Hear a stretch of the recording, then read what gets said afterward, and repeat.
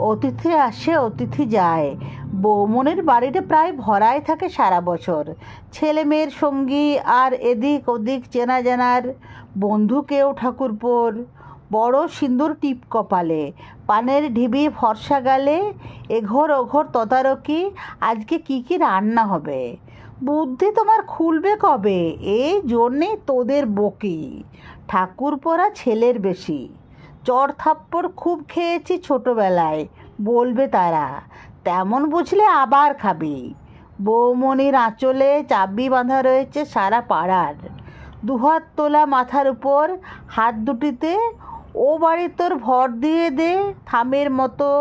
বাকিরা সে থামের তলায় খেতে বসছে কলা পাতায়, কেউ বা পরিবেশনরত।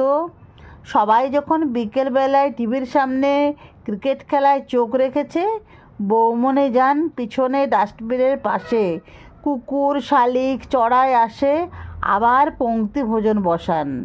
কার তাতে কি শিরোপীড়া।